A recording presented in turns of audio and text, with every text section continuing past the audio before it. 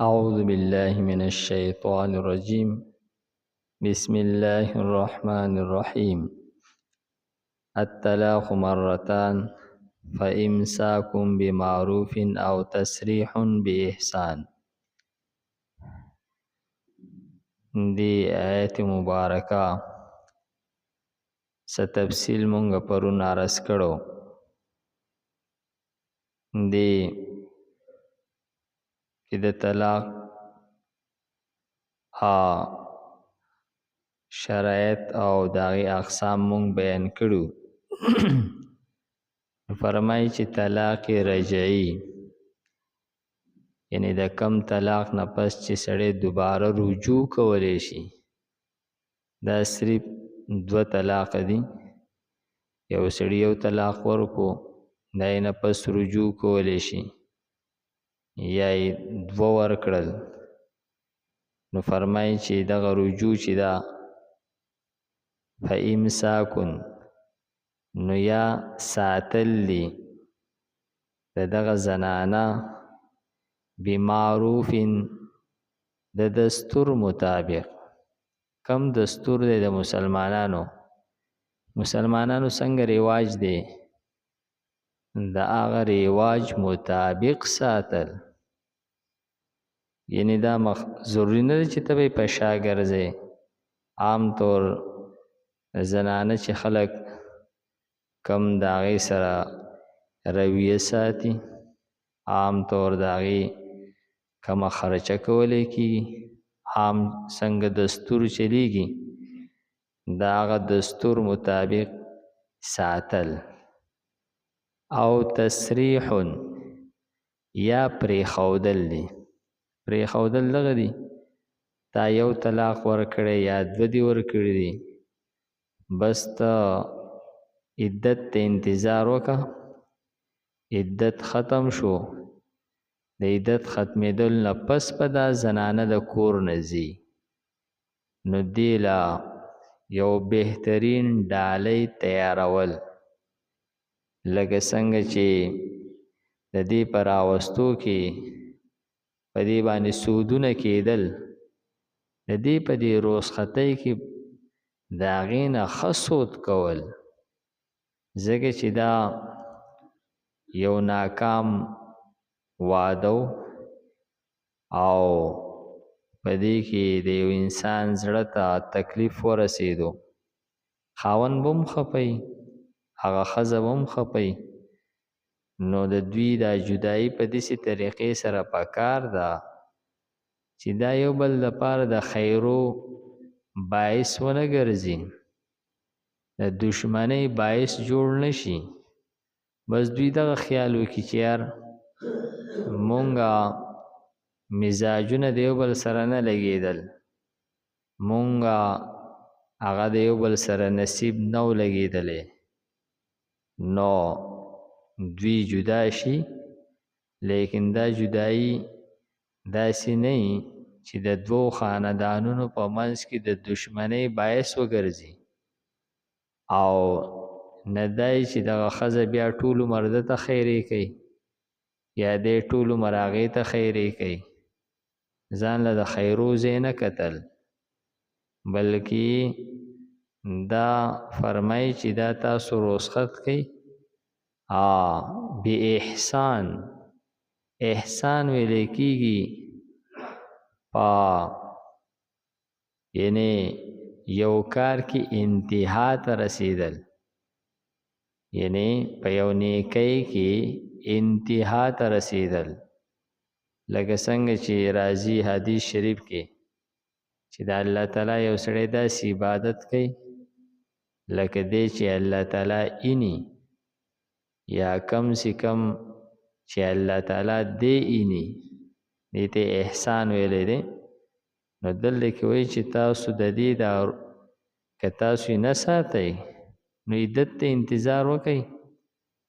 د عدت په دوران کې د دې خرچه په خاوند باندې ده، او دا به دغه د خاوند په دې کور کې یي، او چې کله عدت پوره شي نو دا په ښکلي طریقې سره، په ښایسته طریقې سره رخصتول، دې ته د طلاق د وجې نه چې کم اذیت رسېدلی دی نو دا دومره په نیکۍ او په ښکلي طریقې سره رخصت کړلی شي چې دغه د طلاق د وجې نه چې کم تکلیف او اذیت دې ته رسېدلی دی دا هلکه شي او دغه زخم او دغه تکلیف هغه دای د پاره مرهم وګرځي او هغه آسان شي نو هغې له عزت ورکول لکه څنګه چې مونږ عام طور د واده په موقع باندې یو عزت ورکو احترام ورکو د یو ګاډي په ځای باندې 20 ګاډي دغه عزت ورکولی نو دغه شانتي د رخصت د دې پرېښودو په موقع باندې هم دې سره داسې ښکلي طریقه او انداز کول چې د هغې هغه تکلیف پای باندې هلکه شي نو فرمای ولا یحل لکم او ستاسو دپاره دا حلال نه دي ان تأخذو دا چې تاسو واخلئ مما د هغه مهر نه آتیتموهن چې تاسو دوی له ورکړی دی شیئا څه شی تاسو چې دې بیبیانو لکه مهر ورکړی دی د طلاق نه پس د هغې نه به مهر نه غواړي یا په مهر کې به څه حصت نه غواړي بلکې دغه مهر خو به هغې له خامخا ورکې مزید د هغې سره مونږ عرض وکړو یو تحفه جوړول یو ډالۍ جوړول او ورکول او دې کې مسائل شته دی فرمای که چېرې د یوې زنانه د یو کس کویدن وشي او بیا د کویدن نه پس طلاق واقع شي یعنې کویدن شوي ده او په کویدن کې نکاح نه ده شوي نو د کویدن نه پس کویدن ماته شوه نو پای کې هیڅ نشته دی پای کې مهر نشته مهر لیکلی شیم نو نکاح نه وه شوي یو کویدن شو ماته شوه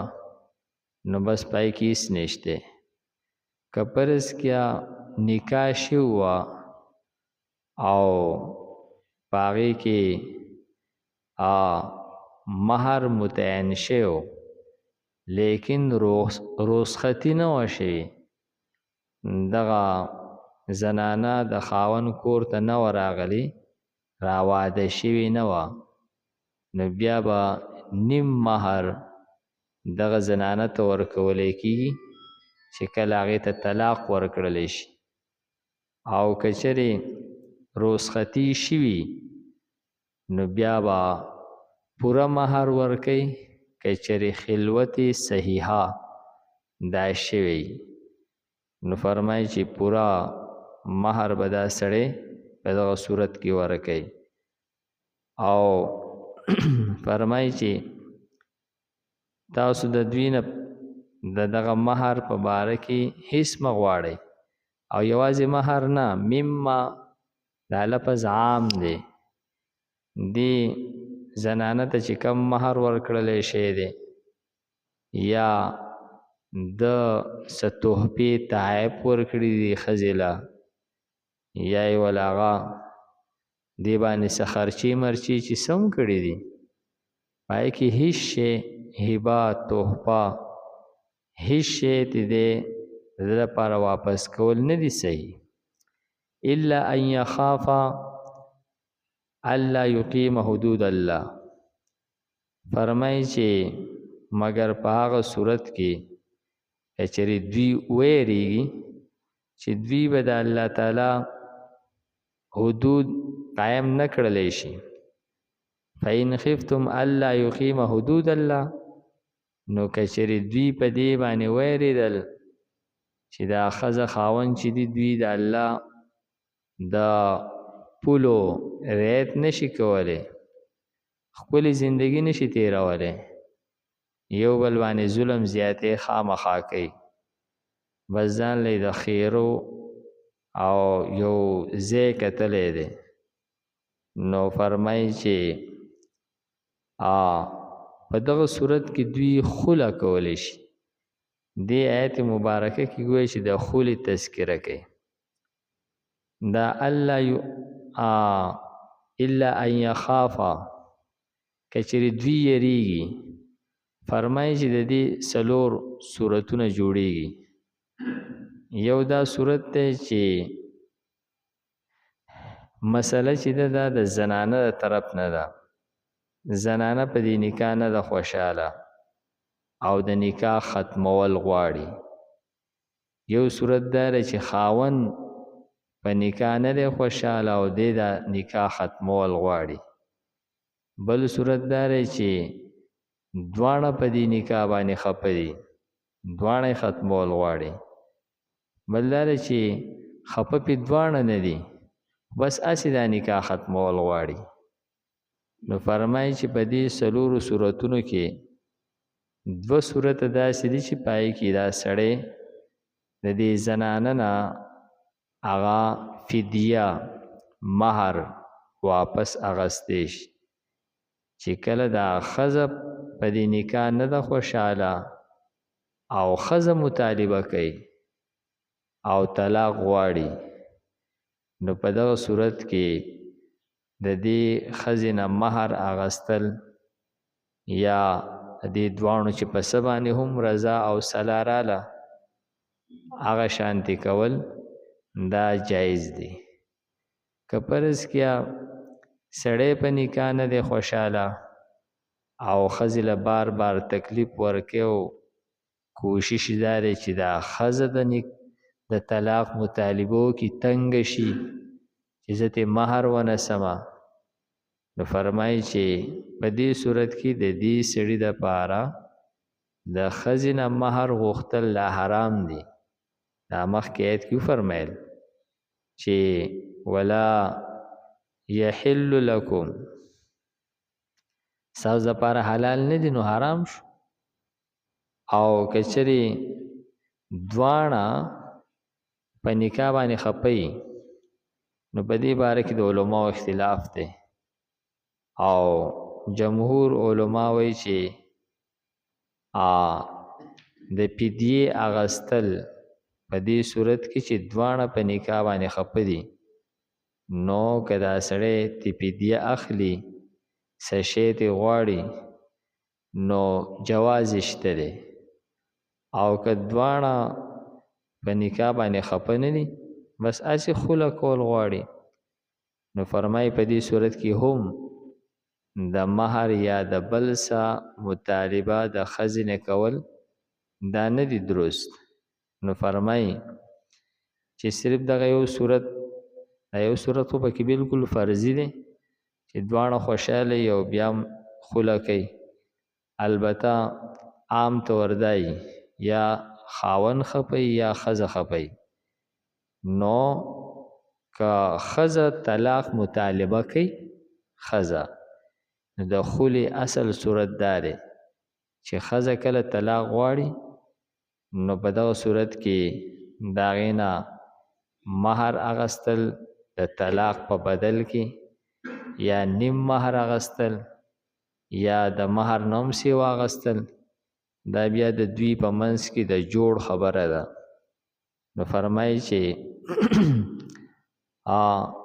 وَإِنْ خِفْتُمْ کچېرې تاسو یریږئ الله یقیم حدود الله چې دا دواړه به قایم نه کی حدود د الله تعالی پولې د الله تعالی ان د دوی زندگی خپلې نه تیریږي خامخا یو بل ازاري نو فلا جناح علیهما بیا په دې دواړو په دې خبره کې څه ګناه نشته دی فی مفتدت به چې په فدیې سره چې فدیه ورکړي دا زنانه په دې سره یعنې دغه خپل مہر ورکوي یا بل څه هغه ورکوي او طلاق اخلي دا درست دی تلک حدود الله دا د الله تعالی حدود دي، قوانین دي، پولی دي. دا مخکې د نکاح په باره کې چې دا څومره د مخکې نه بحث را روان دی، دې ټولو ته هغه دې کې اشاره وکړله چې دا ټول د نکاح متعلق چې څومره احکامات دي دا د الله قوانین دي. یو سړی دی دا خیال نه کوي چې بای بس ما ډېر غړه خرچه وکړله او مهر مې ورکړی دی، بس قانون دی توی چې زه سیم بس دا قانون دی. نو داسې نه ده، بلکې قانون هغه دی کوم چې الله تعالی بیان کو، دا قانون دی. نو فرمای فلا تعتدوها نو دا الله تعالی په دې پولو باندې ما وړئ، دا الله تعالی دا قوانین چې دي دا ماتوي ما. ومن يتعد حدود الله او څوک چې ماتي پولی د الله تعالی فاولئک هم الظالمون نو دا خلک چې دی دا ظالمان دي. دوی خامخا په ځان ظلم کوي، ځان په سخته کې اچي، خپل زندگی خامخا په ځان باندې ور کوي. یو سړی که ظلم کوي نو دی بل چاله نقصان تاوان نشي ورکولی، دی ځان له نقصان ورکوي،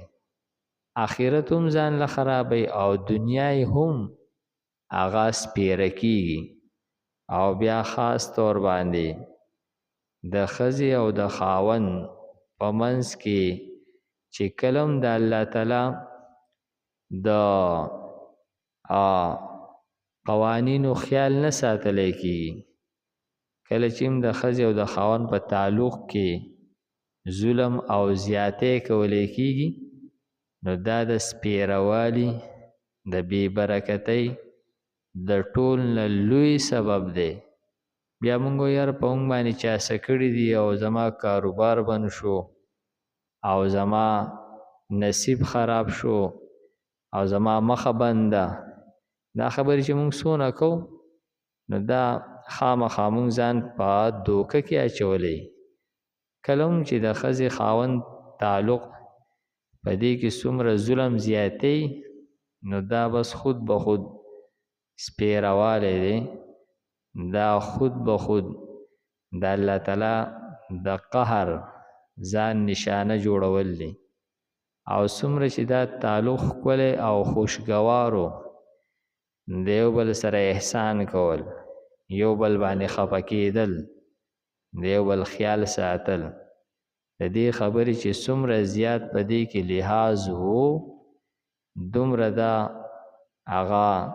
الله تعالی په دو باندې مزید انعامات کوي، رزق کې وسعت راځي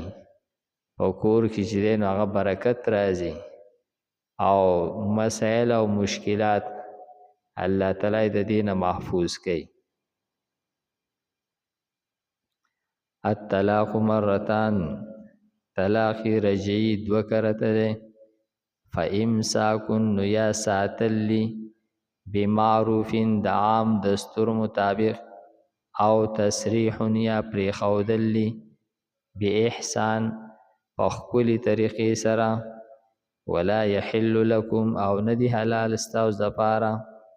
ان تأخذوا دا چې تاسو واخلی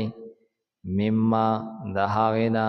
آتیتموهن چې تاسو ورکړي دي دي زنانو ته د مهر نه یا د نورو هبو او تحفو نه شیئا څه شی الا مگر ان په دې خبره